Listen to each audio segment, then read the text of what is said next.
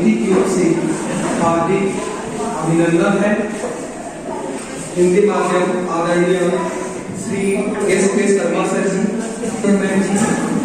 एवं आदरणीय अभिभावक, हमारा विद्यालय वर्तमान तो निश्चय ही आपके पालियों को अपेक्षा के अनुरूप और भी अधिक मेधावी प्रतिभाशाली बना सकते हैं। शायद नजदीक है, अतः इसी के लिए कुछ बिंदु रखे गए हैं जो इस प्रकार है कि admission open, determination of age according to eligible for P4 examination 2022-23 pre-board board principal sir। इन बिंदुओं पर विस्तार से प्रकाश डालने हेतु मैं आदरणीय शैक्षणिका हिंदी माध्यम श्रीमती ममता सिंह ठाकुर मैम जी को आमंत्रित करता हूँ। जीवन में नित नई उमंग, उल्लास और खुशियों से भरा रहे। पेरेंट्स अपील के माध्यम से कुछ बिंदु हैं जिसमें हम लगातार आपसे चर्चा करते हैं।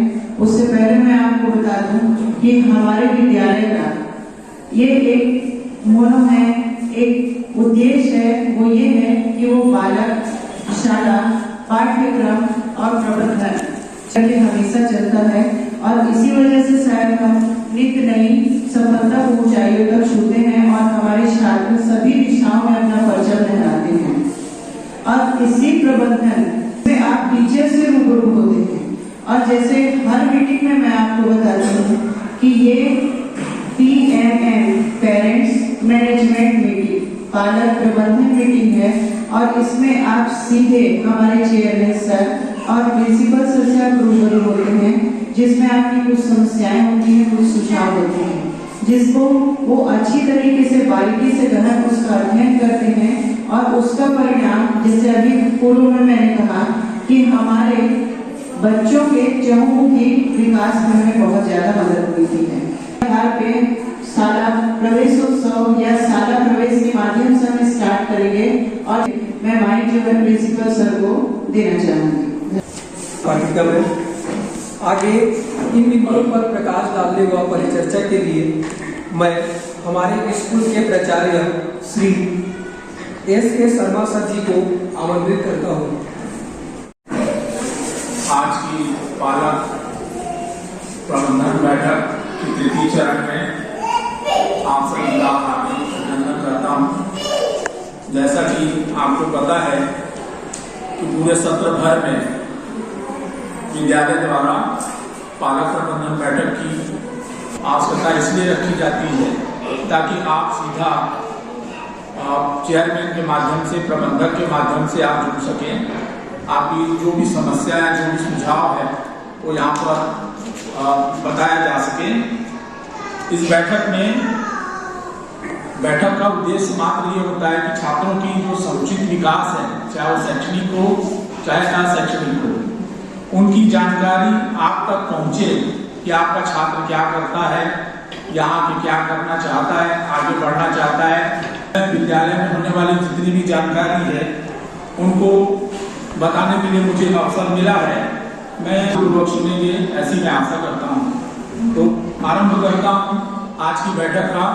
सबसे पहले हमारे विद्यालय में आपको पता ही होगा कि माह जनवरी से नया प्रवेश प्रारंभ हो चुका है और इस नए प्रवेश में आपको पता है कि विद्यालय जो है एक ही स्कूल के नाम से 3 विद्यालय चलते हैं, एक CBSE के माध्यम से, एक अंग्रेजी के माध्यम से और एक हिंदी के माध्यम से।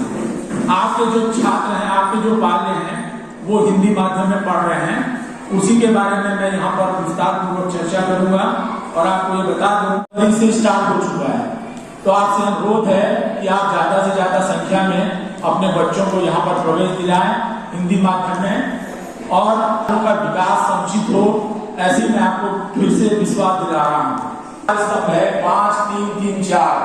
ये 5, 3, 3, 4 का मतलब ये है कि फाउंडेशन स्टेज जो होगा वो शुरुआत में नर्सरी से स्टैंडर्ड 2 तक ये बच्चे इनकी एज जो है वो 3 से 4 स्टार्ट से 18 वर्ष का क्लियर करेगा।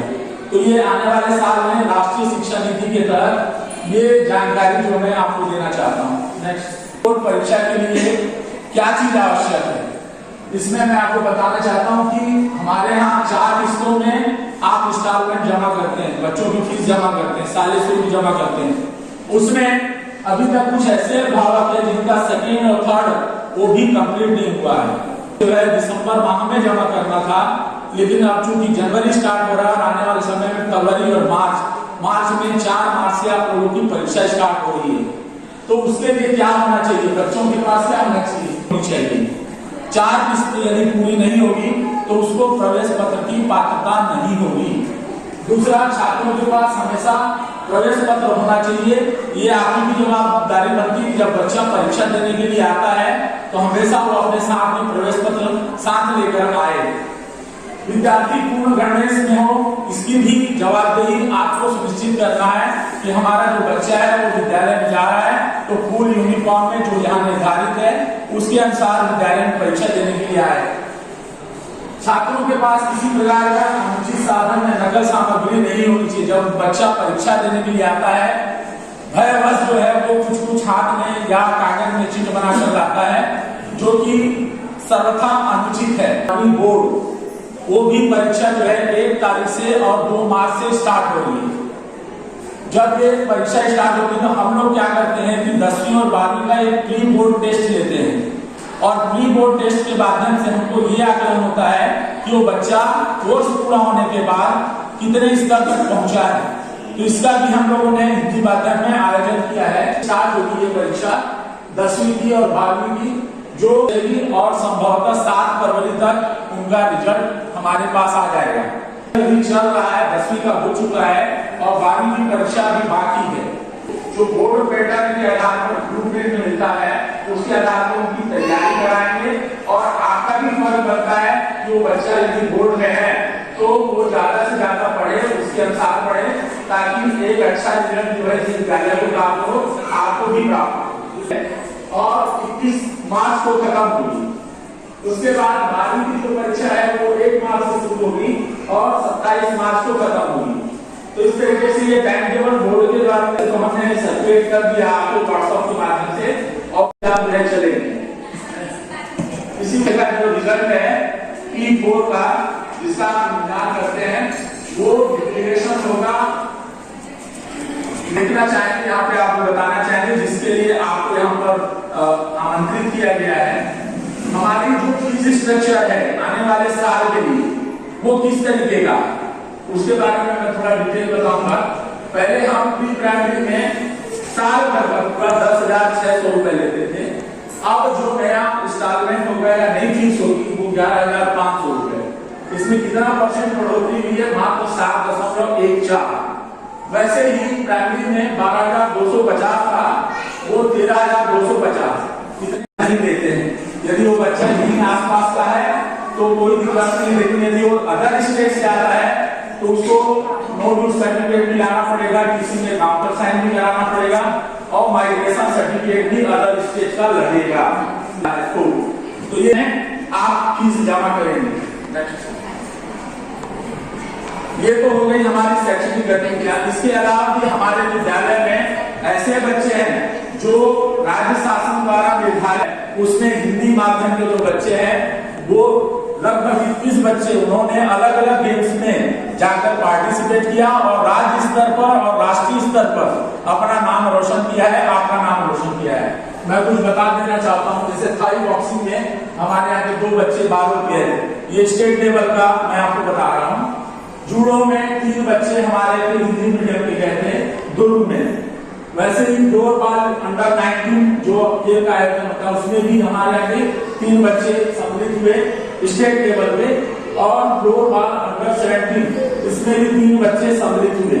ये भी बच्चे जाकर के बिलासपुर में राज्य स्तर पर अपना पुरस्कार लेकर के आए। बच्चे का सिलेक्शन हुआ, राज्य स्तर पर गए रायपुर।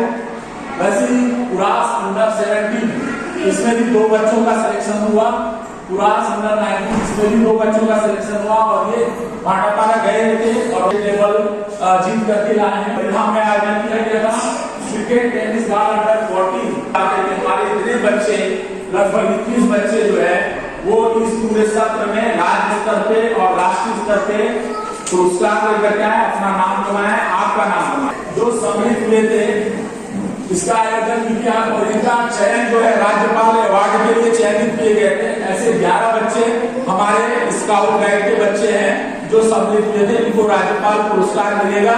यदि इनको राज्यपाल पुरस्कार मिलता है और यदि ये बोर्ड में है तो इनको 10 अंक बोनस अतिरिक्त मिलता है। तो ऐसे 11 बच्चे हमारे इस बार जो 10वीं और 12वीं के हैं वो राज्यपाल से सम्मानित हुए हैं और उनका भी सर्टिफिकेट नहीं आया है, लेकिन वो सम्मानित हुए, उनकी लिस्ट जा चुकी है और बोर्ड में उनको 10 अंक जो है बोनस के रूप में प्राप्त होगा। शिक्षित हुए हैं, ट्रेनिंग ली है। ये 7 शिक्षक हैं जिन्होंने घरघोड़ा जा करके प्रशिक्षण प्राप्त किया है। छात्र ऐसे हैं जो अंतर्राष्ट्रीय स्तर के स्काउट गाइड में जम्बूरी का आयोजन होता है, उसमें 3 बच्चे हमारे यहाँ के अंतर्राष्ट्रीय स्तर पे कर्नाटक में शामिल हुए थे। ऐसे बच्चे जम्मू में बहुत कम लोग जाते हैं। ये हमारे सारा के लिए और रायगढ़ के लिए, हमारे नगर के लिए गौरव का विषय है कि हमारे विद्यालय के 3 बच्चे जो है वो अंतर्राष्ट्रीय स्तर जम्बूरी में शामिल हुए। इनको भी बोनस अंक की पात्रता होगी। हमारे लिए एक सौभाग्य की बात है, ये खुशी की बात है कि हमारे विद्यालय के टीचर वो स्काउट गाइड के लीडर ट्रेनर बने हैं। ये भी एक बहुत बड़ी उपलब्धि है कि हमारे विद्यालय के जो टीचर है वो अब ट्रेनिंग देगी। जितने भी टीचर हैं स्काउट गाइड के उनको वो ट्रेनिंग प्रदान करेगी। ये हमारे लिए गौरव की बात है। स्काउट गाइड हो गया और म्यूजिक के क्षेत्र में भी हमारे यहाँ 1 घंटा सुबह गायन का, संगीत का क्लासेस चलती है जिसमें बहुत से बच्चे शामिल होते हैं। उसमें ये एक बच्ची जिसने राज्य स्तर पे मुस्कान ठाकुर 9वीं वाली बच्ची है, गायन से लोक गायन के माध्यम से, लोकगीत के माध्यम से अपना प्रथम स्थान प्राप्त किया रायगढ़ में और राज्य स्तर प्रतियोगिता में शामिल हुई है ना। तो इसके लिए भी मैं चाहूंगा कि आप जोरदार ताली बजाएं। ये हमारे आगे हमेशा बढ़ते रहते हैं। हाल ही में यातायात पुलिस द्वारा रंगोली, चित्रकला, रोटरी क्लब द्वारा आयोजित किया गया था। उसमें भी हमारे बच्चे पार्टिसिपेट हुए और फर्स्ट, सेकंड, थर्ड उनको इनाम मिला है। बारे में, खेती के बारे में, तो यदि आपके पास कोई ऐसे बच्चे हों, आसपास में हो जो कक्षा 10वीं में पास होना चाहते हैं और कृषि संकाय लेना चाहते हैं, रायगढ़ जिले में मात्र एक यही विद्यालय हिंदी माध्यम में जो कृषि संकाय संचालित करता है। आप अपने बच्चे को कृषि के माध्यम से आगे बढ़ा सकते हैं और इसमें आज के दिन में सबसे ज्यादा स्कोप है।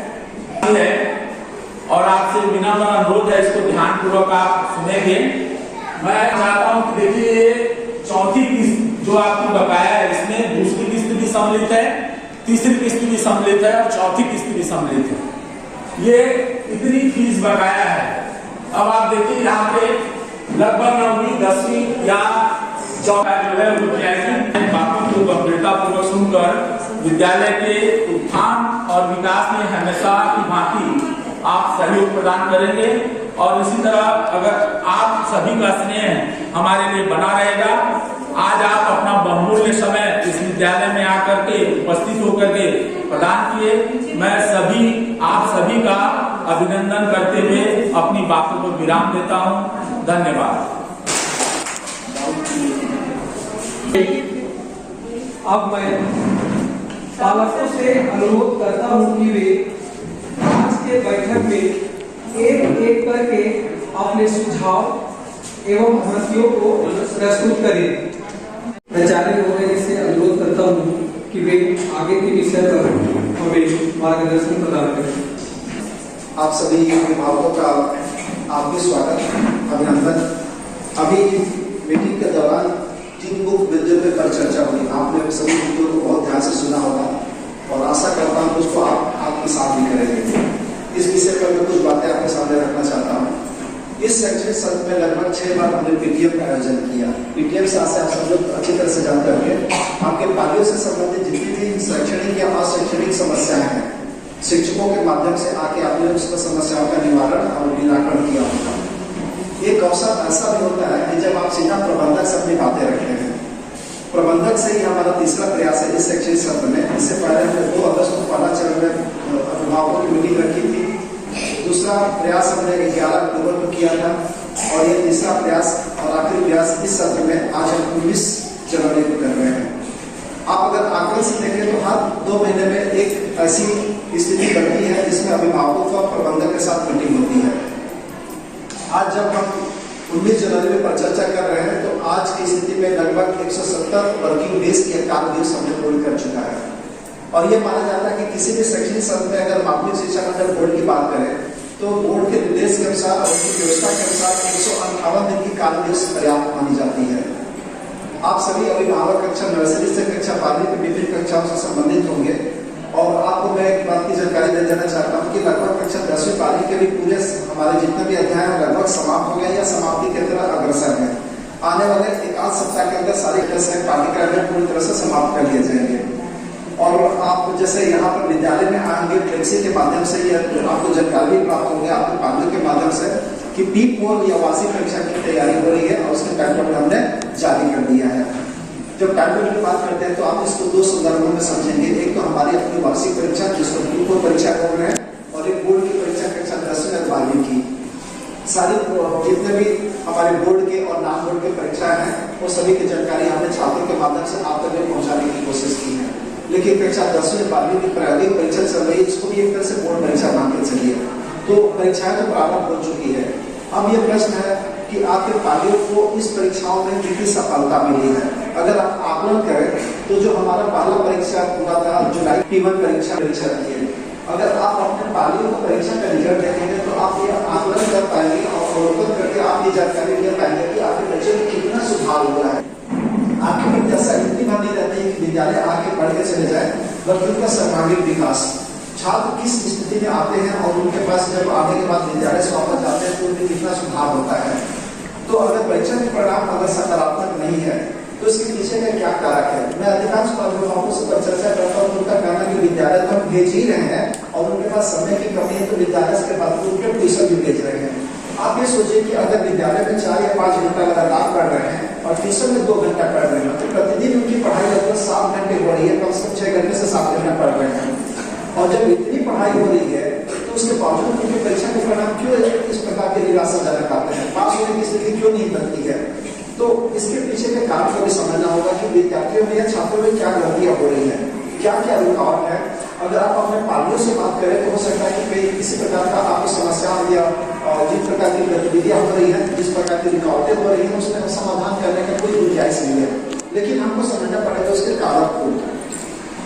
अभी आप अगर मुड़ के देखें 2 साल की स्थिति को आकलन करें तो आपको सारी स्थितियां बहुत स्पष्ट समझ में आ जाएगी इसके पीछे में क्या कारण रहा है। आपने 2019 में कभी ऐसे कल्पना नहीं किए होंगे कि कोविड काल का ऐसा संक्रमण आएगा और विद्यालय अचानक बंद हो जाएगा। किसी ने ये कल्पना अगर आप अपने मंजूरी को निकाल करें तो ये 2020 में मार्च महीने में हम ये तैयारी कर रहे थे कि हमारे बोर्ड की परीक्षा हमारे बोर्ड एग्जाम है उसके रिजल्ट हम डिक्लेयर कर दें। लेकिन अचानक ही पूरे भारत वर्ष में लॉकडाउन हो गया। लेकिन इस बात की किसी को ये संभावना नहीं कि लॉकडाउन इतना बड़ा है। लगभग 2 शैक्षणिक साल तक पूरे विद्यालय बंद हो गए। अब 2 साल अगर विद्यालय बंद हो गए तो शिक्षा की अवधारणा पूरी तरह से बंद नहीं हुई थी।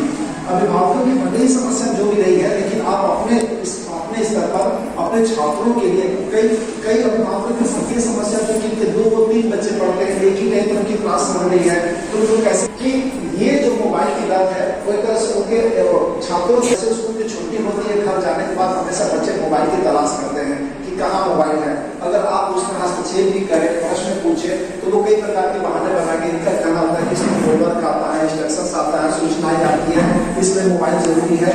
तो मैं आपको स्पष्ट कर देना चाहता हूँ कि आप भी अपने छात्रों को अपने पालियों को हतोत्साहित करें कि मोबाइल की कोई आवश्यकता नहीं है। जैसे विद्यालय में मोबाइल प्रतिबंध है, घर में भी मोबाइल से अपने आप को दूर कर ले। जो सबसे बड़ी रुकावट है, सबसे बड़ी बाधा है, जो पढ़ने में कहीं न कहीं एक तरह से क्षति पहुंच रही है और उनका रिजल्ट खराब होने का बहुत बड़ा कारक यही है। क्योंकि अगर मोबाइल में घंटों बिताते हैं और आज की स्थिति में हम ये देख रहे हैं कि उनकी लिखावट में, समझने में, एक्सप्लेन करने में और ऑफलाइन की क्लास करने में उनको बहुत सारे दिक्कत का सामना करना पड़ रहा है। तो क्या वो अपने आप को परीक्षा के लिए तैयार वाकई कर पाए हैं, ये बहुत बड़ा प्रश्न है।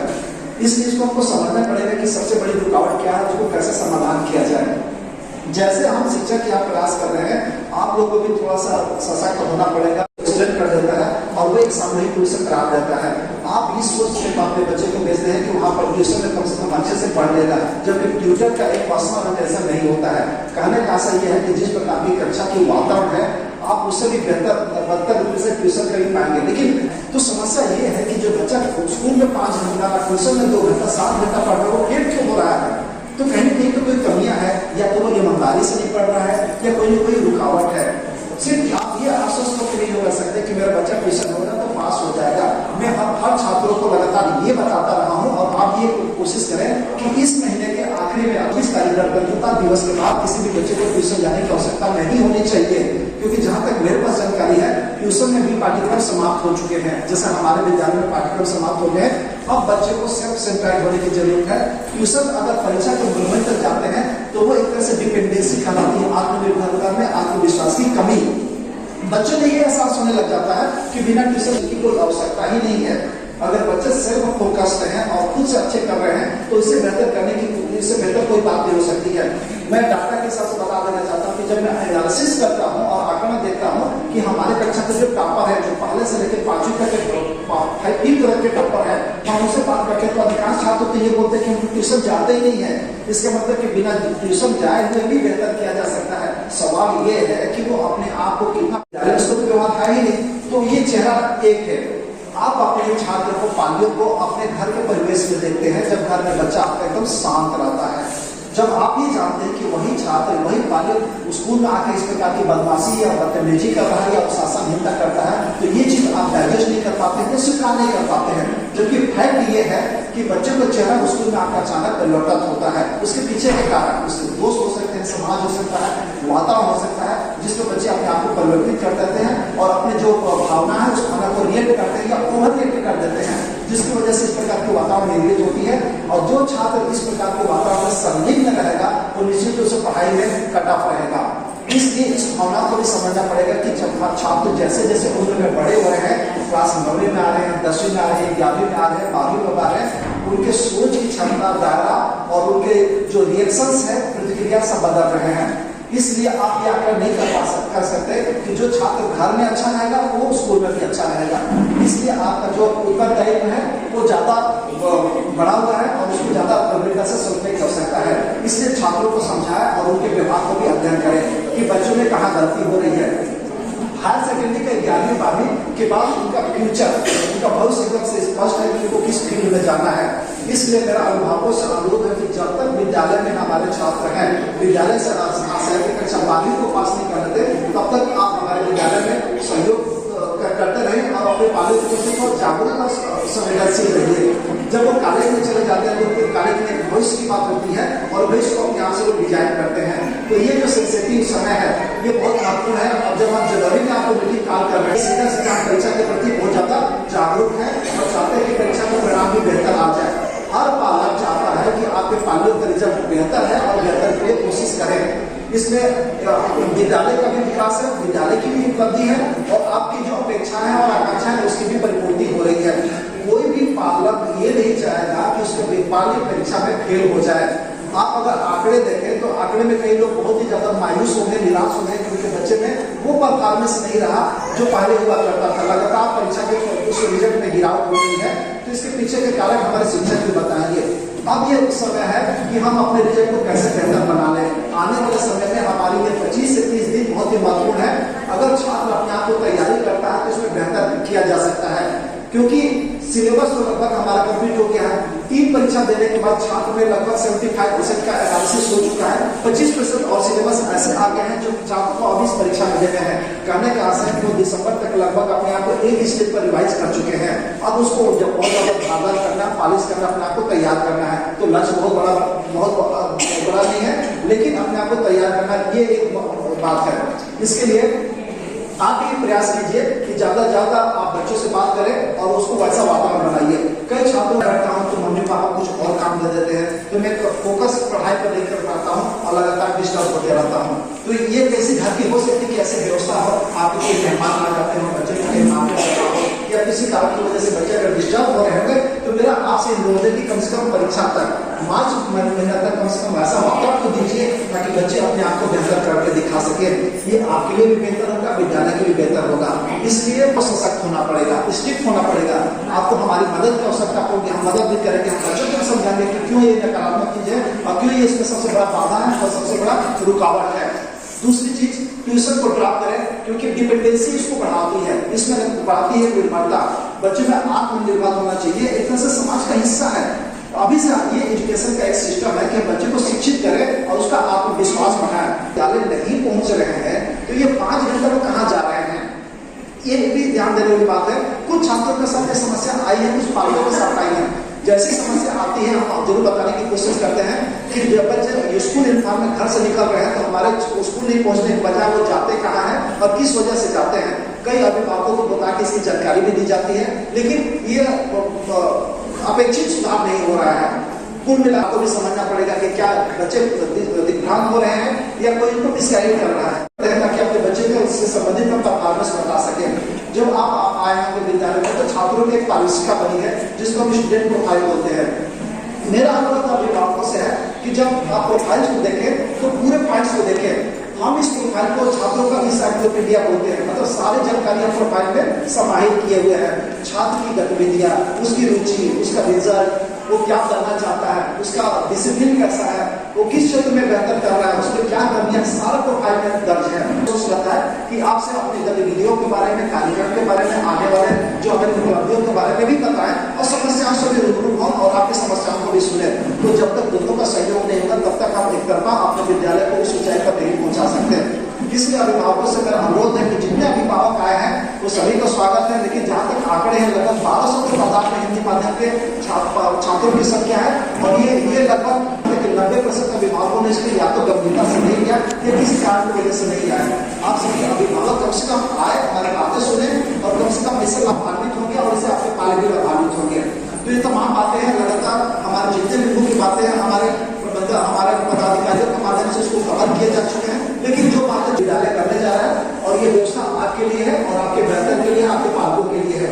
तो कृपया मेरा अनुरोध है कि हम अपने पालियों से आज आपके घर में परिचर्चा कीजिए और एक बेहतर वातावरण दीजिए ताकि हम विद्यालय को इस ऊंचाई को पहुंचा सके और आपकी अपेक्षाओं आकांक्षाओं का भी प्रस्तुति कर सके।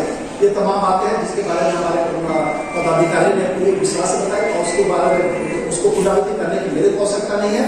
आप बहुत अभिमान से ध्यान से बातों को सुने हैं और उसको मैं उम्मीद करता हूँ, आशा करता हूँ कि उसका प्रतिपालन भी करेंगे और उसको व्यवहार में भी लाएंगे। आप सभी अभिभावकों का अपना बहुत बहुत धन्यवाद। थैंक यू एंड मेरा